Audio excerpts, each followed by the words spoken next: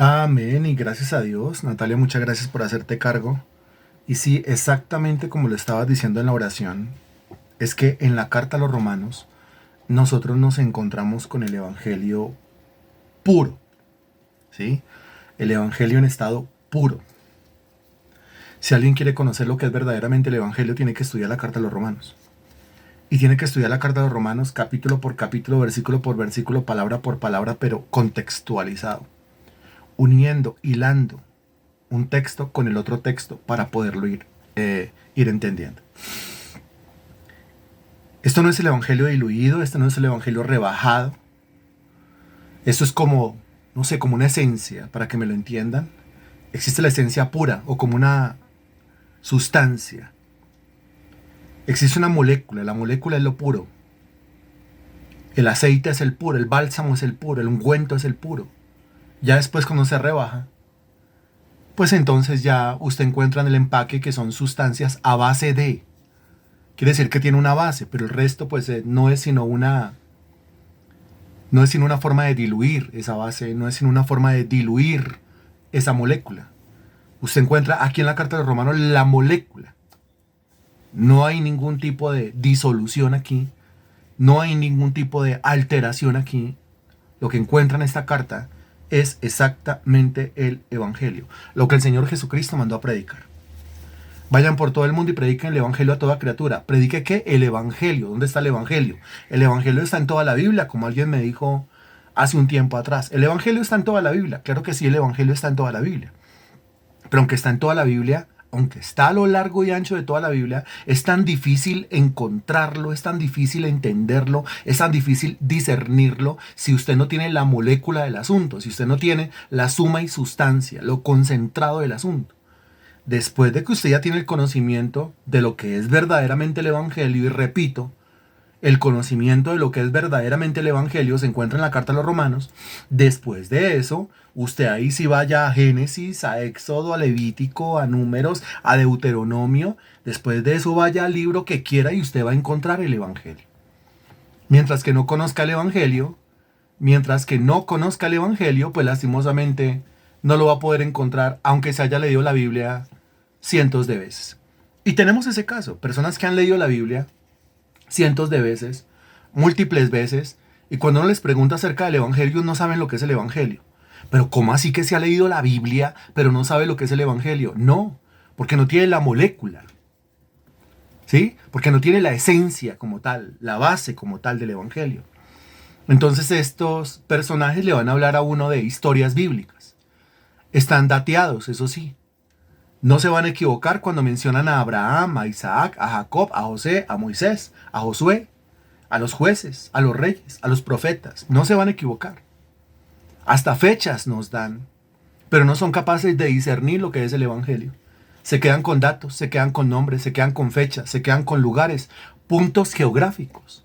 Ellos saben dónde fue que el Señor multiplicó los panes y los peces, dónde fue que el Señor caminó sobre las aguas, dónde fue que el Señor sanó, resucitó a la hija de Jairo. Ellos lo saben absolutamente todo, lo ubican a uno, pero no entienden lo que es el Evangelio. Siguen sin entender lo que es el Evangelio.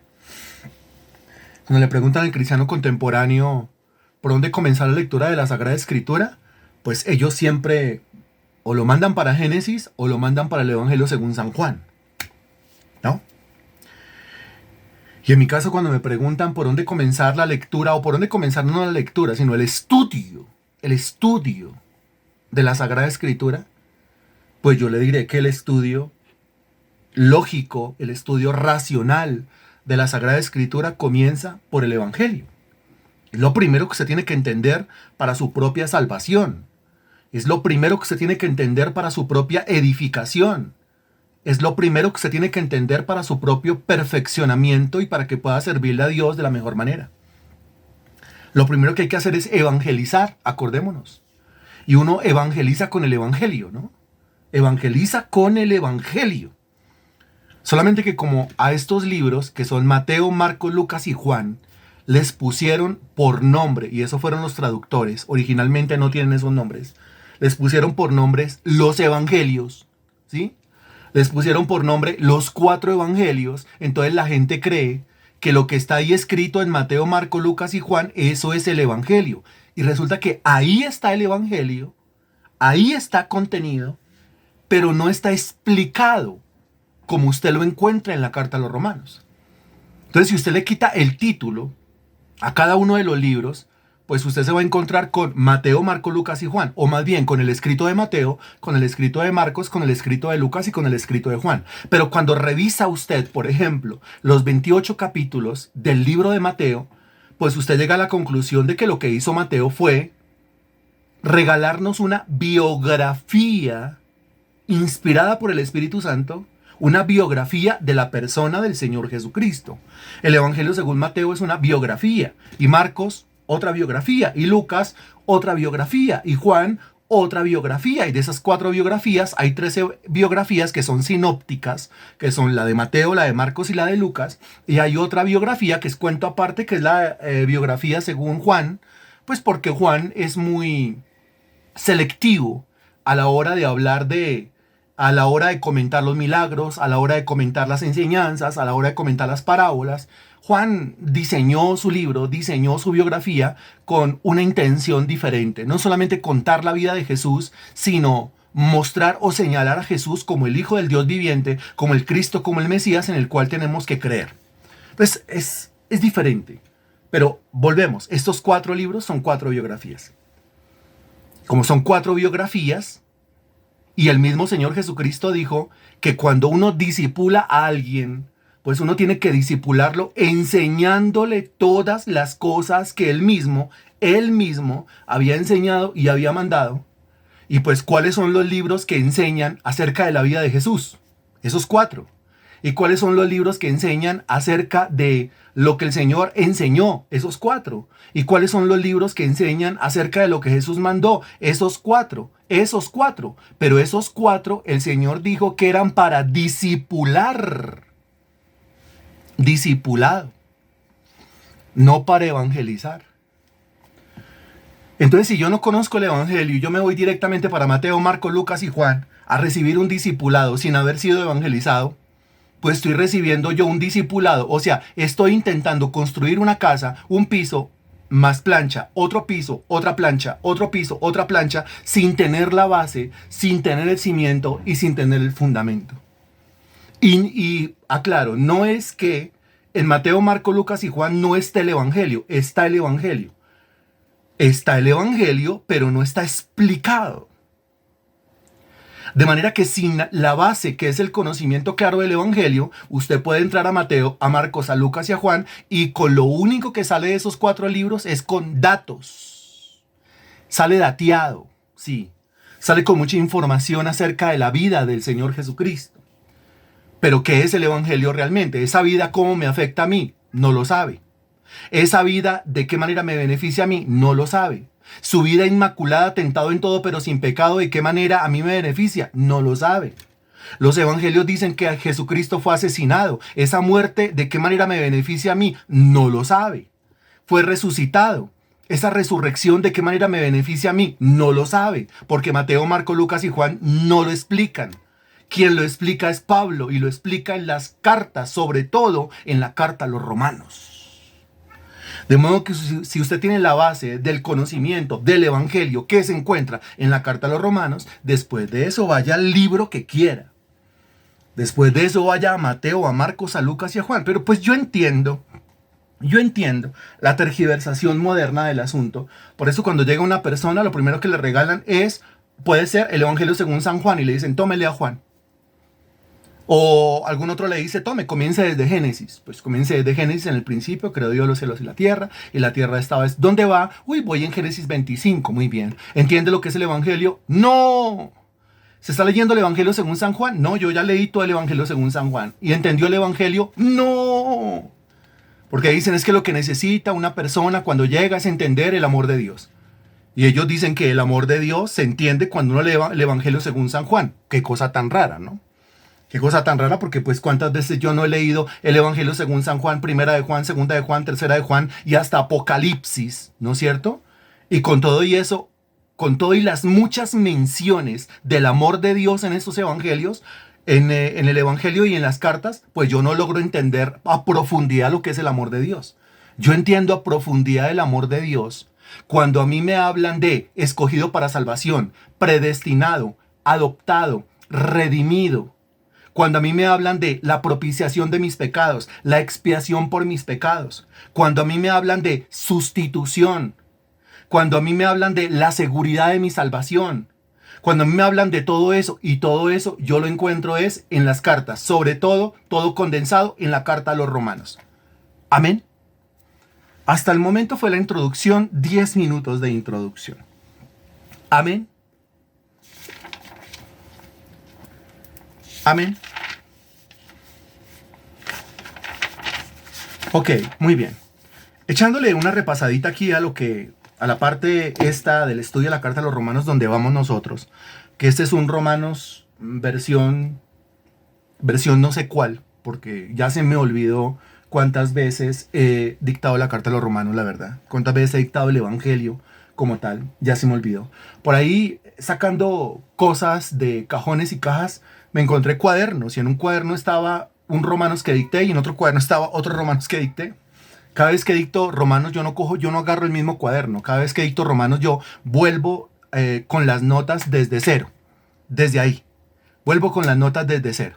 Y al volver con las notas desde cero, pues yo mismo retomo el estudio de la carta a los romanos, como si nunca lo hubiese yo leído, como si nunca lo hubiese yo aprendido. Esa es, digamos, como mi técnica, como mi devocional para seguir aprendiendo, para no quedarme estancado y para no repetir lo mismo que se ha dicho desde el primer curso que dicté de la carta a los romanos. Repasando, vamos nosotros en una unidad que se llama Judíos y Gentiles en el plan divino. Y dice que esta unidad abarca los capítulos 9, 10 y 11 de la carta a los romanos. Revise ahí por favor en su cuaderno. La lección número 1 se llama Tristeza de Pablo ante la situación de Israel. Capítulo 9, versículos del 1 al 5. Eso ya lo vimos. Amén. ¿Estamos ubicados ahí donde estoy señalando? ¿Está ubicado usted ahí donde estoy señalando, cierto? Bien, ok. Que la lección número 2 se llama La incredulidad del judío no es culpa de Dios. También en Romanos capítulo 9, versículo desde el 6 al 33. Eso ya lo vimos. Amén.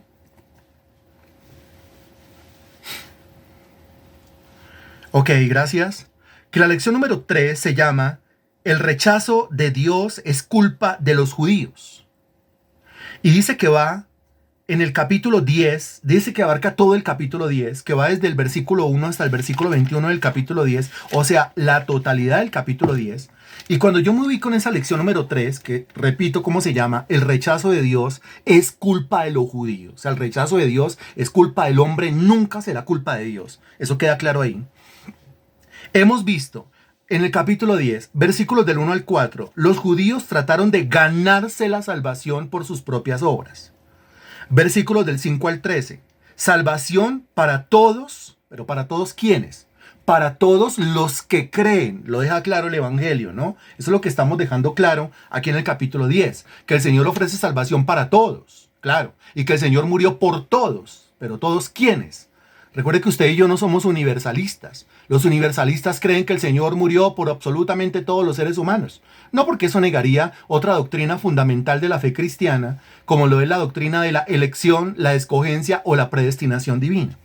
Entonces aquí claramente se deja en estos versículos del 5 al 13 que la salvación es para todo aquel que cree. También vimos nosotros, versículos 14, 15, 16, 17, eso fue lo último, lo que vimos hace 8 días, que el Evangelio produce fe. Y creo yo que ahí vamos. El versículo 17 dice, así que la fe es por el oír y el oír por la palabra de Dios. Creo que ahí vamos, ¿no es cierto? Muy bien. Pero me gustaría que leyéramos todos juntos otra vez versículos 14, 15, 16, 17 con el fin de hacer un repaso y lograr empatar con lo que nos toca hoy. Entonces ubíquese usted por favor en el versículo 14. Y el versículo 14 dice, ¿cómo pues invocarán a aquel en el cual no han creído? Acuérdese usted que el versículo 13 dijo, porque todo aquel que invocar el nombre del Señor será salvo. ¿Qué es lo que tiene que hacer un individuo para ser salvo? Tiene que invocar a Jesús como su Señor. Todo aquel que invoque el nombre del Señor será salvo. Romanos capítulo 10, versículo 13. Texto que hay que memorizar obligatoriamente, ¿no es cierto? Mas yo creería que este versículo 13 y el 14 y el 15 y el 16 y el 17, todo esto es para memorizar. Que ya me encontré con un hermano que me dijo, pero Romanos yo creo que es el libro que más textos tiene para hacer una memorización obligatoria. Le dije, tiene toda la razón. Romanos es el libro de la Biblia que más textos tiene para memorizar obligatoriamente. Entonces, el versículo 13 dice, porque todo aquel que invocar el nombre del Señor será salvo. Entonces yo le voy preguntando y usted me va respondiendo, por favor. ¿Qué tiene que hacer una persona para ser salva según Romanos capítulo 10, versículo 13? Sea puntual. Aquí ya no nos vamos a ir con rodeos y ya no se vale la equivocación, pues porque esto ya lo enseñamos. Entonces responda puntualmente. Según el versículo 13, ¿qué tiene que hacer una persona para ser salva? Sea puntual, por favor.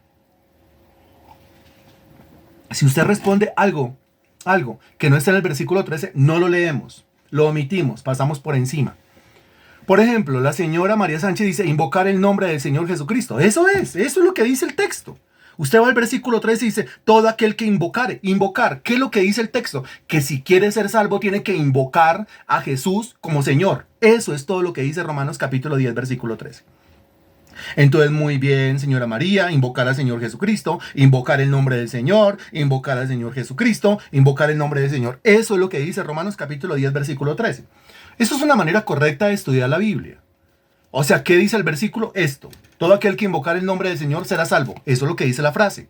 ¿Qué tengo que hacer para ser salvo? Pues invocar el nombre del Señor. ¿Qué significa? Invocar a Jesús como mi Señor. Eso está muy bien. Pero para llegar allá, es que algunos se adelantan, ya terminan, llegan a la conclusión, ¿sí?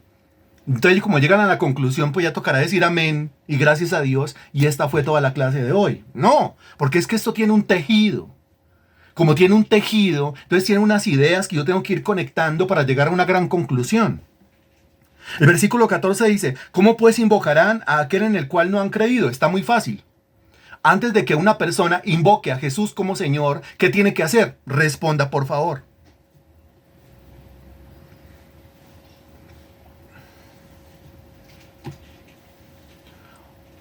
Exacto. Lo único que tiene que hacer usted es leer el versículo 14 y extraer la idea principal.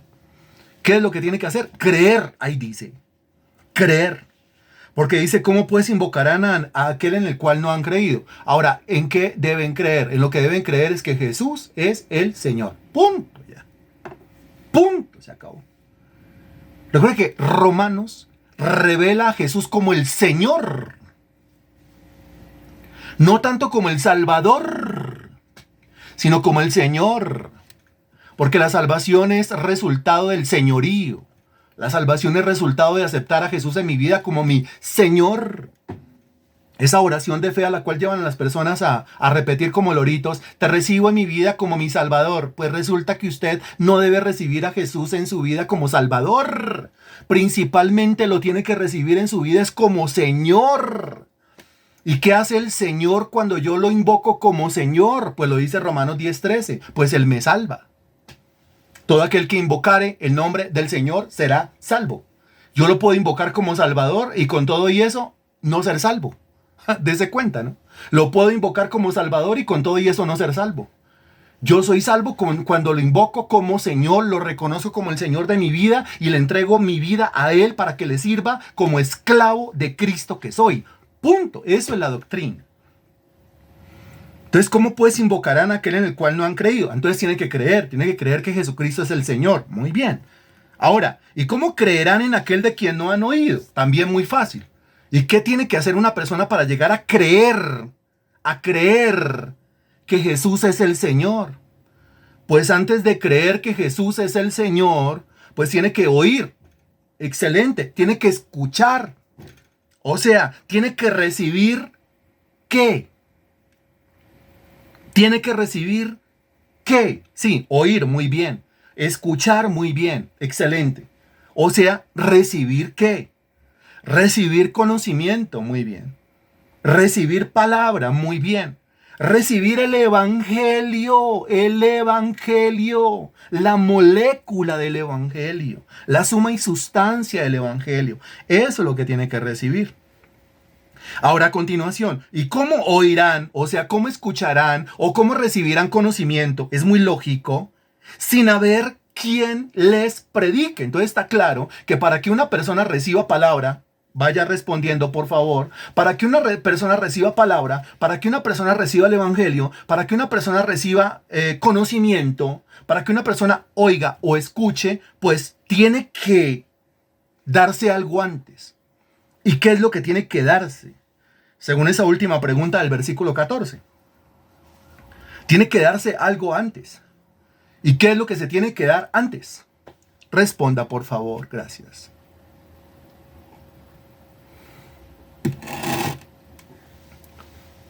Tiene que alguien predicarle. Muy bien. Tiene que alguien dar a conocer esa palabra. Bien. Tiene que alguien dar a conocer el evangelio. Bien. Exacto. Tiene que alguien ir a predicarle. Concentraditos todos, por favor. Tiene que alguien ir a predicarle.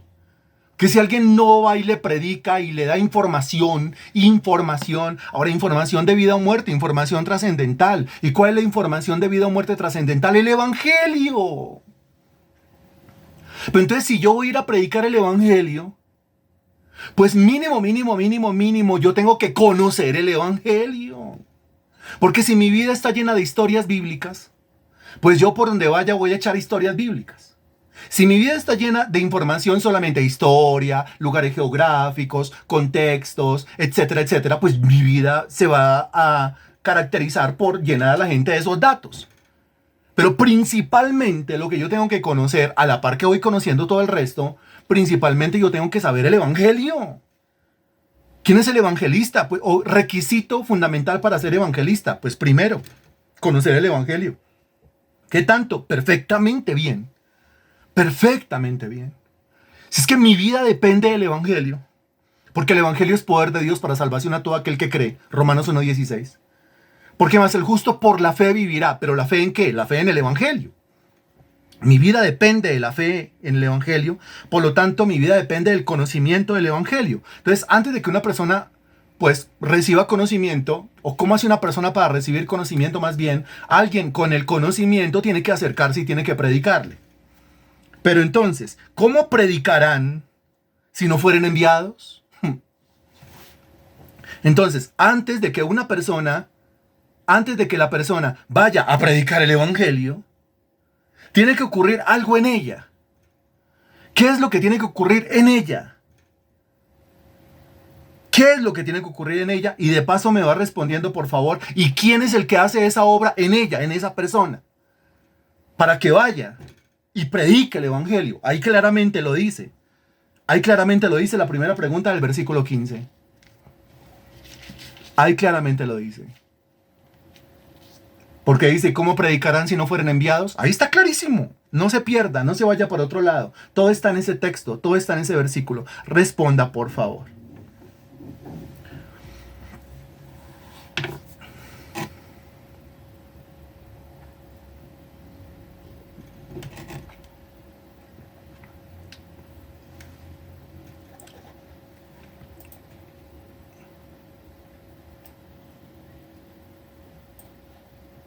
Exacto, muy bien.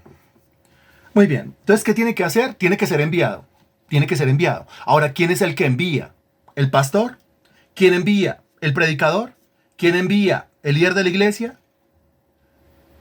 ¿Quién envía? ¿Quién es el que manda a esa persona?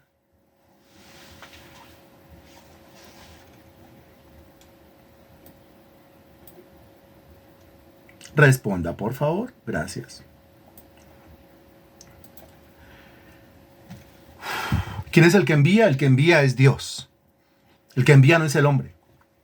Ahora, se sobreentiende que el Señor, antes de enviar una persona, antes de enviar la persona, ¿qué hace con la persona? Porque mire a qué la está enviando. La está enviando a predicar el evangelio. Entonces, antes o en la medida en que la va enviando o a la par de irla enviando, ¿qué va haciendo con la persona? Excelente, Natalia, muy bien. Pues la prepara. Ahora, ¿yo tengo que esperar hasta estar 100% preparado para ir a predicar el evangelio? No, pues si yo me espero hasta estar 100%, mejor dicho, si yo, Freddy, me hubiese esperado hasta estar 100% preparado para predicar el evangelio, habrían pasado estas más de 2 décadas, ya casi 3 décadas, y todavía estaría sentado en la banca de una iglesia esperando el momento propicio para predicar el evangelio al menos a alguien. No, no, no, eso es en la medida en que yo voy recibiendo, que yo me voy disponiendo y yo le voy entregando a la gente. Nunca arranco, muy bien, nunca arranco, no, nunca arranco. O sea, yo le reconozco después de todo este tiempo y después de haber dictado esta carta y después de haber dictado toda la Biblia. Porque es que yo me pongo a mirar los libros de la Biblia y yo creo que no hay uno solo que yo no haya enseñado. De los 66 yo creo que no hay uno solo que yo no haya enseñado libro por libro, capítulo por capítulo y versículo por versículo. Y con todo eso llego a este momento y digo, uy, pero ¿cuánto me falta? ¿Cuánta falencia en el conocimiento? ¿Cuánta cosa que yo no sé? ¿Cuánta cosa que se me olvida? ¿Cuánta cosa de la cual yo después no me acuerdo? Entonces, si yo me esperara hasta que mi corazón me indique, que estoy 100% preparado para arrancar, pues nunca arranco, como dice Natalia. Ahí estaría yo sentado esperando. Mejor dicho, me vendría la muerte, me visitaría la muerte, la vejez, se me comenzarían a arrugar los ojos, se me comenzaría a blanquear el cabello y a caer los dientes y estoy esperando todavía el momento en el cual yo me sienta preparado. No, por favor. Es lo que le ocurre a algunos cristianos, ¿no? Ellos siguen diciendo que no se sienten preparados. Ahora no se sienten preparados porque puede ser que en los sermones o en los discipulados les estén dando un montón de basura, un montón de cosas que no es el evangelio. Entonces, pues es obvio que si no tiene el evangelio, no tiene seguridad. Pero si yo he recibido el evangelio, yo lo que tengo es seguridad. Seguridad para transmitirle la palabra a los demás. Entonces Dios va enviando, va preparando, va enviando, va preparando, va enviando, va enviando y va preparando. Eso es así. Muy bien. Hasta aquí el repaso. Después dice, como está escrito, cuán hermosos son los pies de los que anuncian la paz, de los que anuncian buenas nuevas. Mas no todos obedecieron el evangelio. Pues Isaías dice, Señor, ¿quién ha creído a nuestro anuncio? Entonces aquí también concluíamos nosotros hace 8 días, pues de que mi labor no es convencer a nadie, mi labor no es disponer a nadie, mi labor no es salvar a nadie, ni mucho menos. Mi labor es comunicar eso. Mi labor es anunciar. Mi labor es que los demás escuchen. Mi labor es que los demás oigan. Es que es más, mi labor ni siquiera es que los demás reciban, porque ¿cómo hago yo para que los demás reciban? Eso solamente lo garantiza el Espíritu de Dios. Mi labor es comunicar el evangelio tal cual está. Y el evangelio tal cual está, pues incluye que cuando yo lo vaya a predicar, pues me vaya a meter en problemas. ¿Por qué? Pues porque a quien le gusta que le digan que es que la raza humana está totalmente depravada, que no hay justo ni a un uno, no hay ninguno bueno, no hay quien entienda, no hay quien busque a Dios, que todos se desviaron, que no son sino una parranda de inútiles. Eso es lo que dice Romanos capítulo 3, versículos del 10 al 20. Y eso es lo que enseña, que si no se arrepienten, el hacha está puesta a la raíz de los árboles, que todo árbol que no da fruto será echado en el fuego eterno. Generación de víboras, ¿quién les enseñó a huir de la ira venidera? Todo eso hay que decirlo. Hay que decirle a la raza humana que está condenada. Hay que decirle a la raza humana que está destituida de la gloria de Dios, que todas sus obras no son sino trapos de inmundicia. Eso hay que decirlo. Entonces, ¿a quién le cae bien esto? No, pues a nadie. Pero es que esta es la parte precisamente que la iglesia contemporánea omite. La iglesia no habla de esto. La iglesia pasa directamente a hablar del amor de Dios. Y pasa a decir, Dios los ama a todos, los quiere como son y los acepta como son. Entonces, si Dios ama a ese homosexual, y Dios lo quiere como es y Dios lo acepta como es, pues ¿qué necesidad tiene la persona homosexual de arrepentirse de sus pecados si Dios me quiere así, si Dios me acepta así y Dios no me quiere cambiar? No, pues ninguna. Y lo mismo con el borracho, lo mismo con el adúltero, con el fornicario, con el vicioso, con el mentiroso, con el cobarde. Pues ninguno se verá en la necesidad de arrepentirse de sus pecados, porque como lo que se está predicando ahorita no es el evangelio. Aunque se usan versículos para armar sermones, pero eso no es el Evangelio. El Evangelio es confrontador. Por eso precisamente la palabra testigo significa mártir. Porque a uno perfectamente lo pueden matar por andar predicando el Evangelio. Son más los enemigos que uno se echa, que uno se levanta, que los amigos que uno hace en este camino del cristianismo. Y le dicen, pero ¿por qué predica así? ¿Pero por qué predica cómo? Si es que estamos predicando el Evangelio, no estamos entreteniendo cabras, sino que estamos adoctrinando ovejas. Y eso precisamente lo dijo Carlos Spurgeon, ¿no es cierto? Hace 2 siglos atrás, cuando profetizó y dijo, llegará el momento en el cual desde los altares no se apacienten ovejas, sino que se entretengan cabras. Y eso es lo que se está haciendo en este tiempo. Entreteniendo cabras. La idea es entretener cabras. Y para entretener cabras, pues el único tema debe ser prosperidad, éxito, proyecto, futuro, sanidad, todo le va a ir bien. Y usted no tiene necesidad de hacer absolutamente nada. Ya. Punto.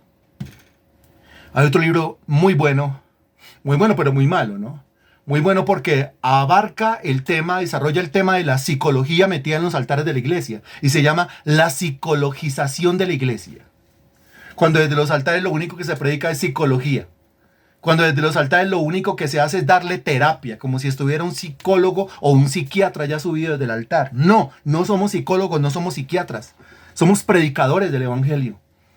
Predicadores del Evangelio al estilo Juan Bautista, al estilo del Señor Jesucristo. ¿Sí? Al estilo Pedro, al estilo Mateo, al estilo Pablo. Usted revise la clase de predicaciones de ellos y se va a dar cuenta.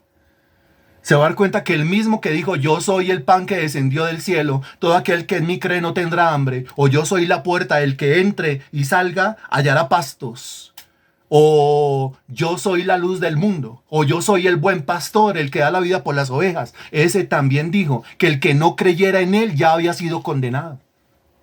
Él también dijo que el que no aborrece a su papá, a su mamá, a su hermano, su tierra, su trabajo y su vida, no podría ser su discípulo.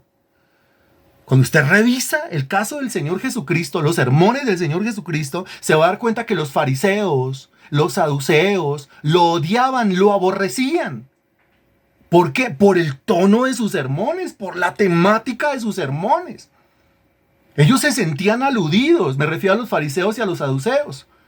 Da unas palabras tan duras a veces, y era sencillamente para filtrar, ya lo hemos enseñado, porque mucho feligrés, ahí hay mucha gente sentada en la banca, pero hay gente que no hace nada. Es gente que no produce sino lástima. Y entonces esta gente tiene que ser filtrada. ¿Y cómo es filtrada? Demos un sermón un poquito más duro, un poquito más rudo, un poquito más confrontador. Y dice que el Señor comenzó esa serie de sermones y entonces la gente ya comenzó a dejarlo. Eso le enseña el Evangelio según San Juan. La gente se levantaba y ya no, ¿por qué? Porque me ofendió, ya no, ¿por qué? Porque no me gusta esa forma de predicar, ya no, ¿por qué? Porque no me consiente, porque no me da dulce, porque no me da melao. Y entonces el mismo Pedro se acercó y le dijo, maestro, palabra dura has pronunciado. Y el Señor Jesucristo, ¿qué fue lo que le dijo? Pues si usted también se quiere ir, váyase. La idea no es que la gente se vaya. La idea es que la gente entienda lo que es el Evangelio. Y el Evangelio es, por donde usted lo mire, el Evangelio es duro. El Evangelio es duro. Mire lo que costó el Evangelio. Mire lo que costó la salvación. Lo que costó la salvación fue nada más y nada menos que el martirio, el asesinato del Señor Jesucristo. No lo pongamos en términos tibios, por favor. No lo pongamos en términos livianos, por favor. Porque el Evangelio del cual hablo, el Evangelio que me benefició, el Evangelio que me salvó, costó nada más y nada menos que un asesinato. Y fue un asesinato brutal. Eso fue una masacre lo que hicieron con el Señor Jesucristo. Después de que Poncio Pilatos dijo que no había encontrado delito en él, después de que todos sabían que no había delito en él y aún así lo matan, aún así lo asesinan, aún así pasa por unos juicios completamente injustos y le hacen todo lo que le hacen. Ese es el peor martirio, la peor muerte que se ha dado sobre este planeta. Lo peor que ha podido ocurrir sobre este planeta es eso.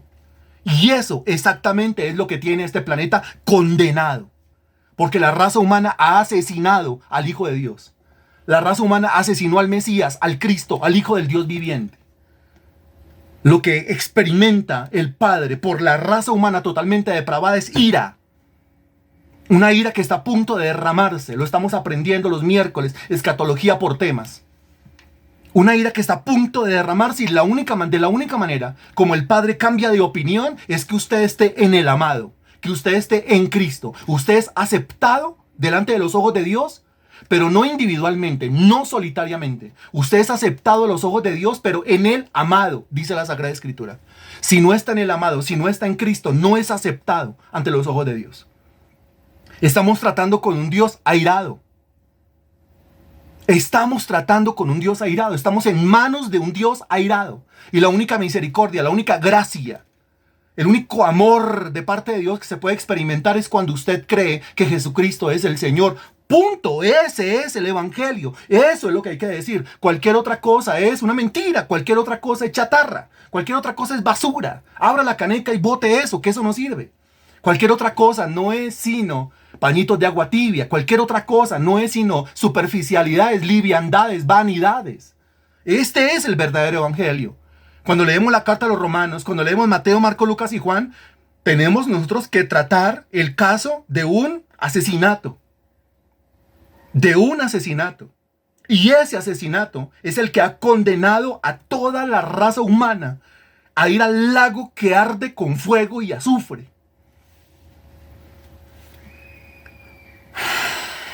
Y de eso exactamente es que ustedes y yo tenemos que hablar.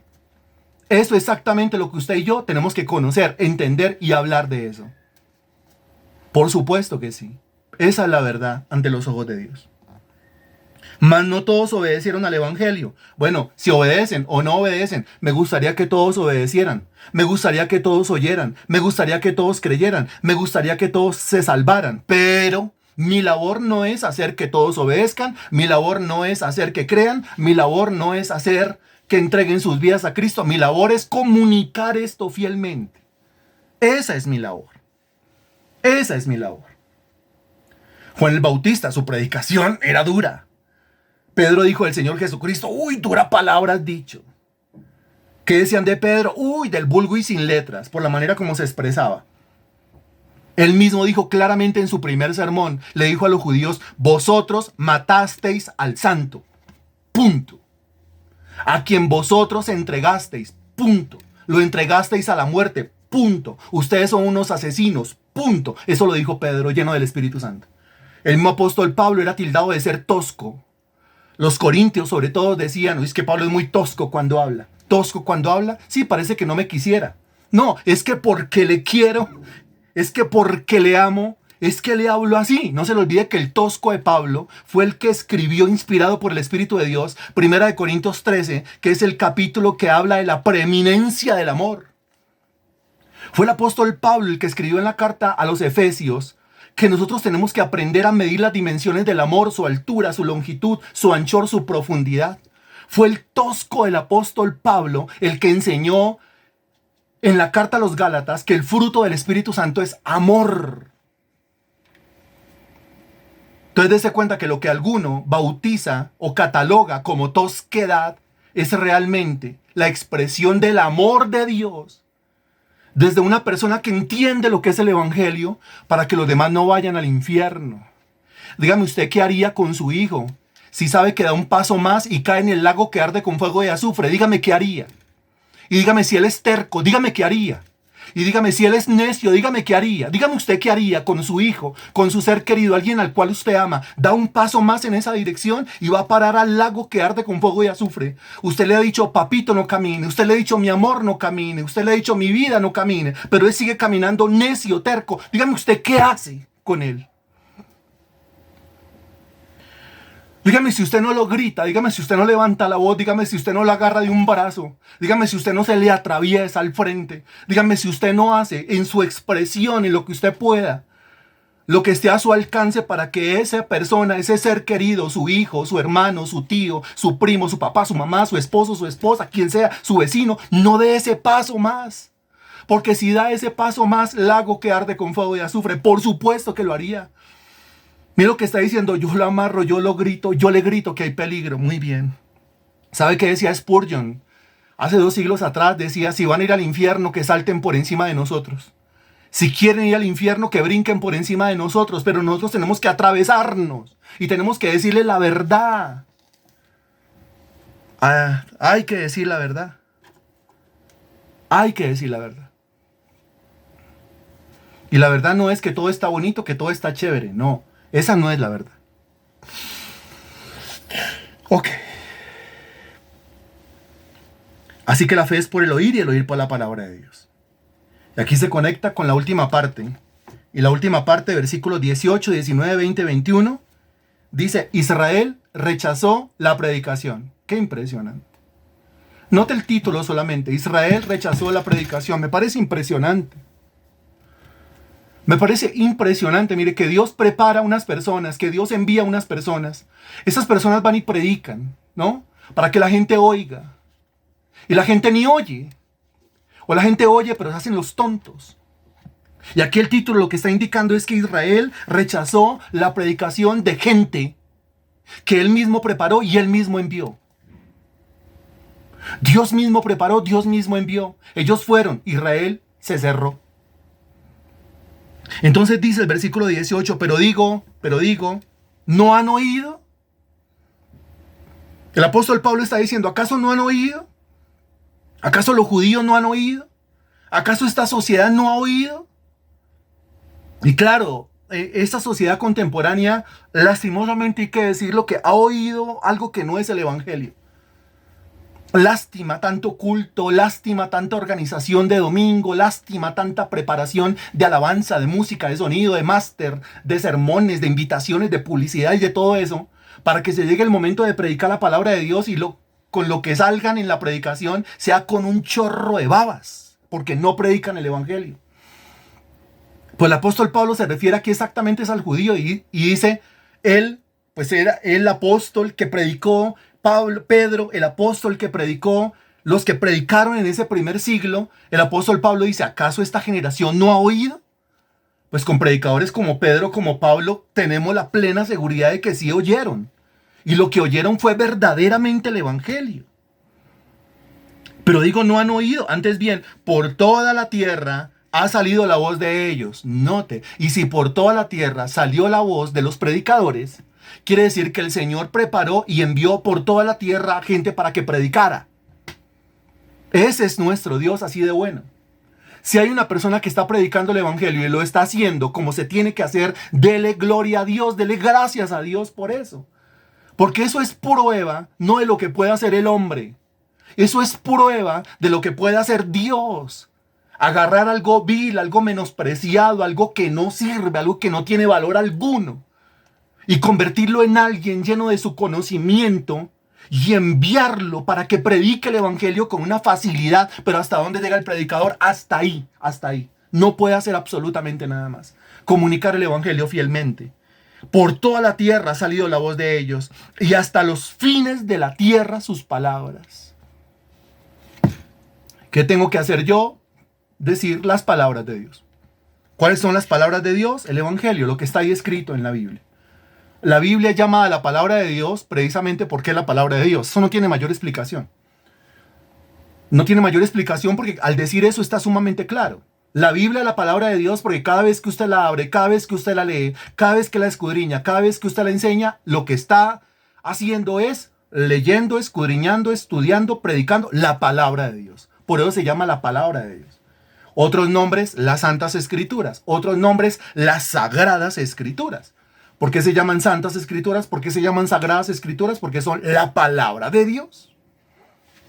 Me limito a enseñar la palabra de Dios. Y no le diré, anoche me soñé. No. ¿Usted cómo qué? ¿De qué manera le edifica eso? Siento en mi corazón, de pronto es una taquicardia. El corazón es engañoso más que todas las cosas. Me limito a enseñar la palabra de Dios. Y así, al enseñar la palabra de Dios, yo puedo llegar de verdad al final de mis días, cuando me toque, y decir, Señor, me limité a enseñar tu palabra.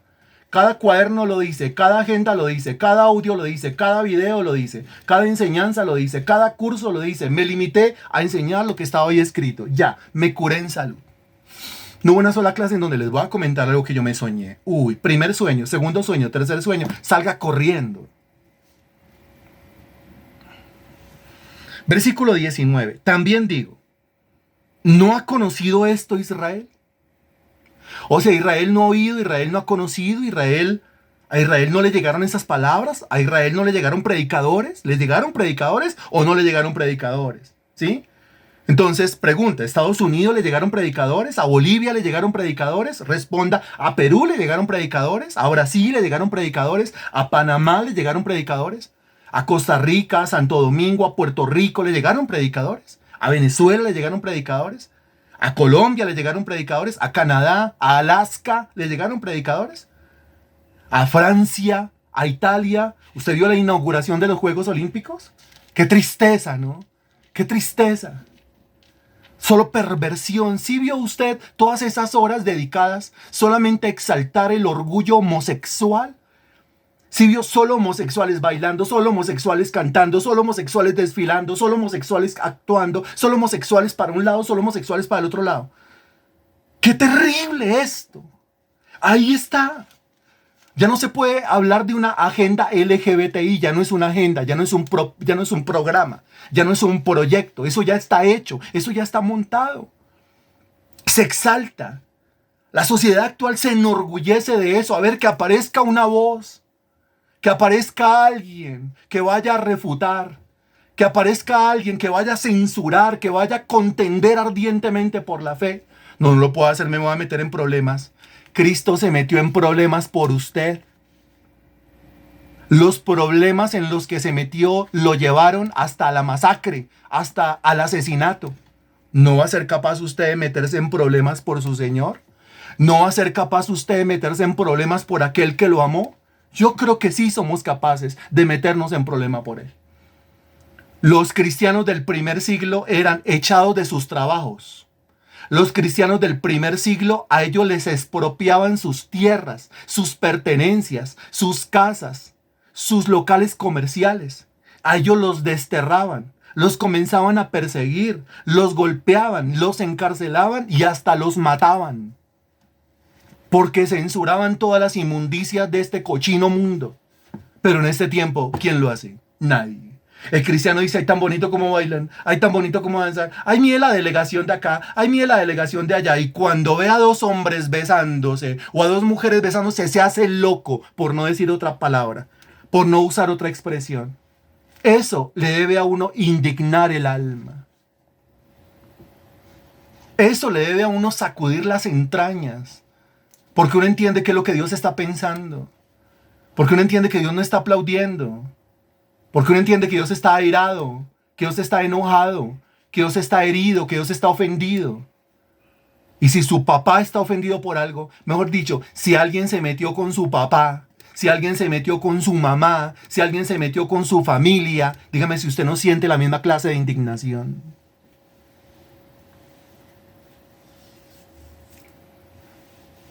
¿No ha conocido esto Israel?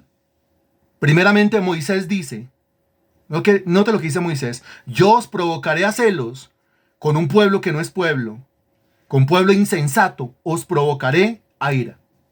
Le está hablando a los judíos. Dice que les habló a través de Moisés.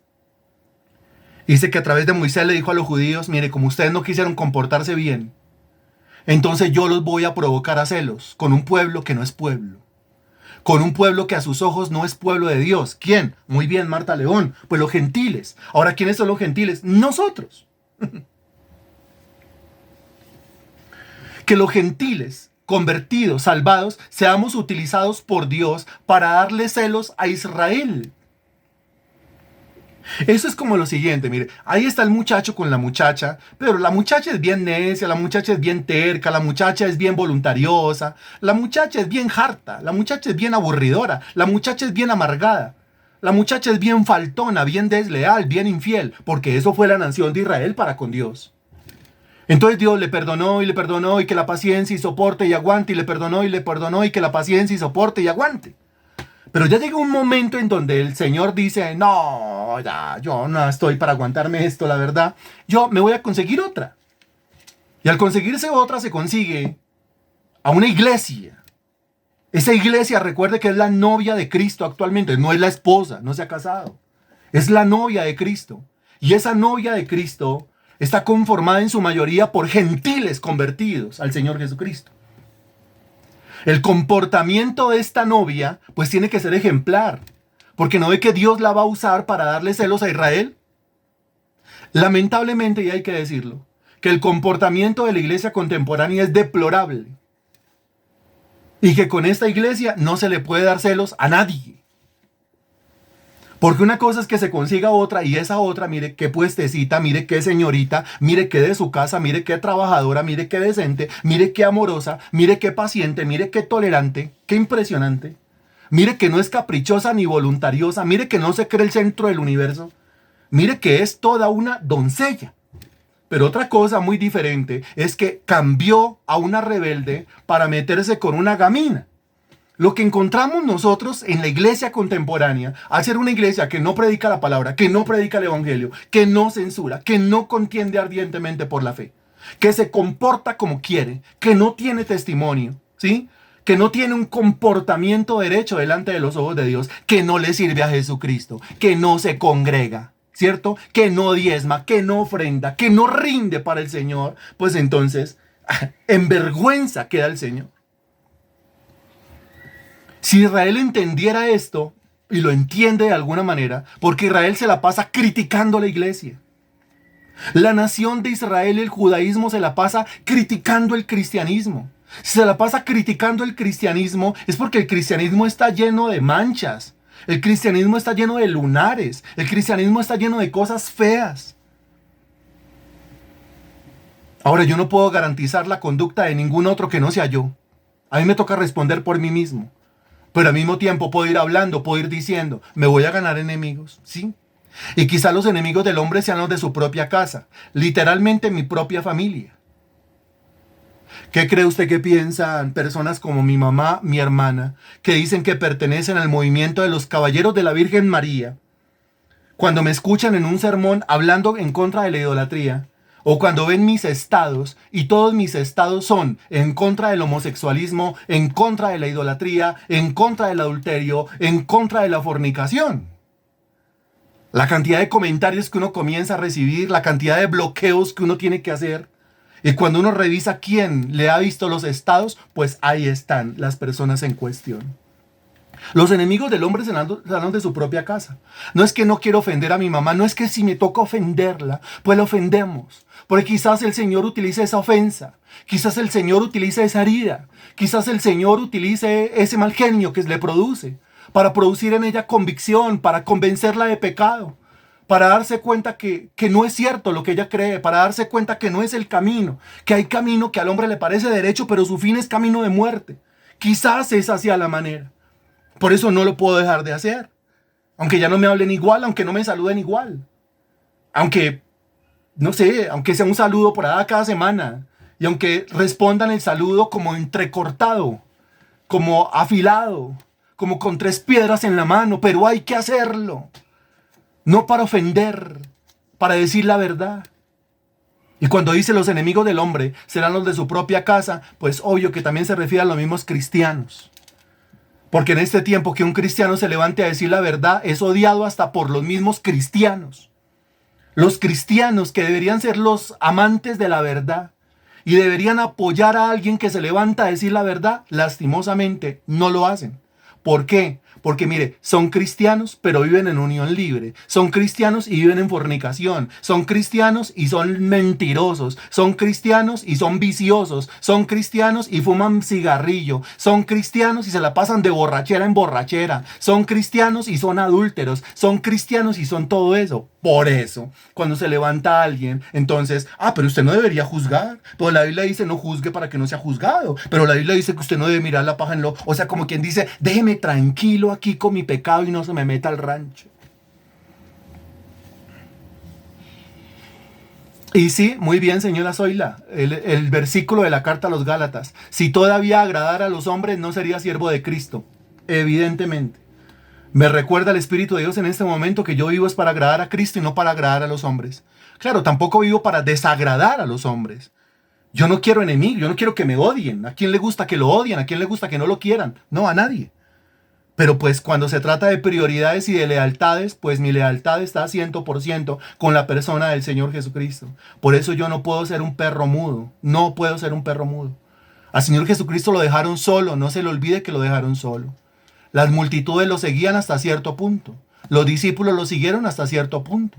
Sus medio hermanos lo siguieron hasta cierto punto y hasta su propia mamá lo siguió hasta cierto punto. Pero llegó un momento en el cual él estaba solo.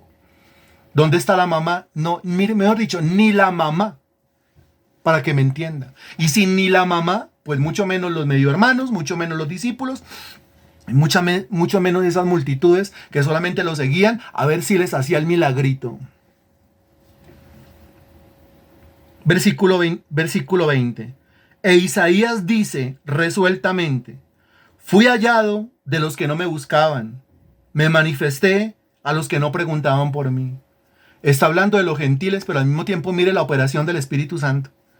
Porque fui hallado de los que no me buscaban. Evidentemente yo, antes de mis 20 años, 18, 19 años, yo no estaba buscando a Jesucristo. Yo no estaba buscando a Dios. Yo no estaba preguntando por Cristo. Yo no estaba preguntando por la palabra ni por el Evangelio. Yo era un enemigo del Evangelio. Yo era un enemigo de la palabra. Yo era un enemigo de Cristo, era un enemigo de Dios, era un enemigo del Espíritu Santo. Yo hablaba mal, me burlaba. Yo le he contado a usted parte del asunto. Pero dice el texto, fui hallado de los que no me buscaban. Pero ¿cómo si yo no lo buscaba? ¿Cómo lo encontré? Yo no preguntaba por él. ¿Cómo es que el Señor terminó manifestándose en mi propia vida? Pues esto solamente tiene una respuesta. ¿Y cuál es la respuesta? Su gracia. Porque Él me buscó. Muy bien, Marta León. Yo le amo a Él porque Él me amó primero. Yo le busco a Él en este momento porque Él me buscó en esa época en donde yo no le estaba buscando. Él se manifestó a mí en esa época en donde yo ni estaba preguntando por Él porque no me importaba. A mí Dios no me importaba. A mí Dios no me importaba, pero yo sí le importaba a Dios. Y con eso me lleno de seguridad, punto. Si yo le importé a Dios en esa época en la cual Él a mí no me importaba. Si Él me quería a mí en esa época en la cual yo a Él no lo quería. Si Él me amaba a mí en esa época en la cual yo a Él no lo amaba. Si Él mostró interés en mí en esa época en la cual Él a mí no me interesaba, pero para absolutamente nada. Eso a mí me llena de seguridad. Para decir mi lealtad 100% con el Señor Jesucristo. De resto enójese quien quiera. Aunque mi padre y mi madre me dejaren, con todo Jehová me recogerá. Punto. Esa es la lealtad. Hay que predicar el Evangelio. La gente se va a levantar. El diablo va a hacer que la gente se levante. Pero usted tiene que seguir predicando el Evangelio. Usted tiene que seguirlo conociendo y usted tiene que seguir divulgando el Evangelio. Versículo 21. Pero acerca de Israel dice, mire lo que dice Israel. Todo el día extendí mis manos a un pueblo rebelde y contradictor. Todo el día extendí mis manos a un pueblo rebelde y contradictor. Dios todo el día extendiendo las manos. Dios todo el día extendiendo las manos para dar, para ofrecer, para brindar, para abrazar, para acoger. Ahora aquí usted llega a la gran conclusión. ¿Cuál o cuáles en esta tierra? A ver, ¿cuáles en esta tierra o quiénes en esta tierra son las manos de Dios extendidas todo el día? No se vaya a equivocar en la respuesta, por favor, porque es la última pregunta de la noche. ¿Quiénes en esta tierra son las manos de Dios que se extienden todo el día a esta humanidad? ¿Quiénes? A ver si entendió la predicación en su contexto. ¿Quiénes? Y estoy preguntando tan específico. ¿Quiénes? ¿Quiénes? No, conteste puntualmente. Hay algunas respuestas que ni las voy a leer porque no vale la pena. ¿Quiénes? ¿Quiénes en esta tierra? Responda puntualmente, pero puntual, pero específico, pero quirúrgico esto. ¿Quiénes puntualmente son las manos de Dios que se extienden a este pueblo rebelde y contradictor todo el día, todos los días? ¿Quién? No, mira, hasta el momento solamente tenemos nosotros una respuesta. Una respuesta. ¿Quién dio esa respuesta? Natalia. Esa respuesta dice, los que predican el evangelio. Punto.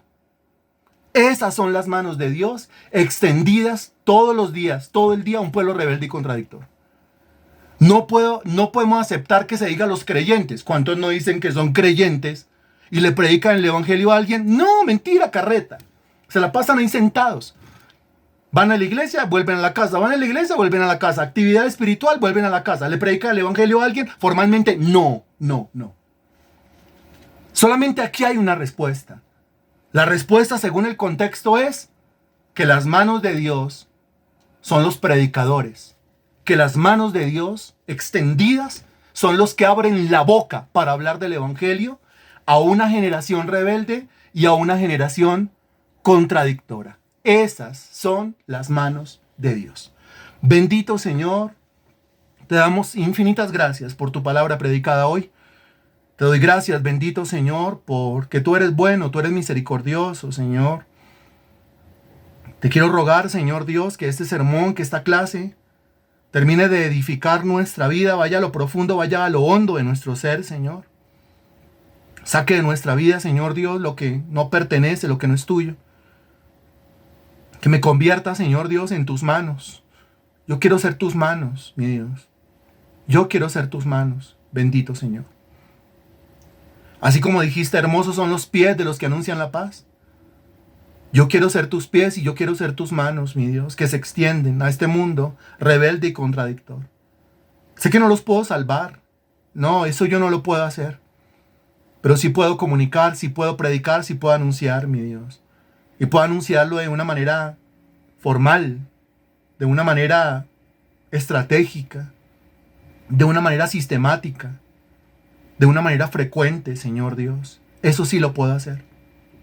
Te pido, Señor Dios, abre mi mente, mi corazón, abre mi vida, ábreme oportunidades para extender tus manos con la predicación. Dame un lugar, Señor Dios, donde yo pueda reunir personas y les pueda hablar de ti, Señor Dios. Y ya deje la excusa de que yo no me siento listo, de que no me siento preparado, porque eso es una mentira, Señor Dios, que en el fondo ni siquiera me creo yo. Te pido, Señor Dios, sácame de esa mentira, condúceme a la verdad, convénceme, Señor, y úsame, Señor Dios, como una herramienta en tus manos, como tus manos en este mundo.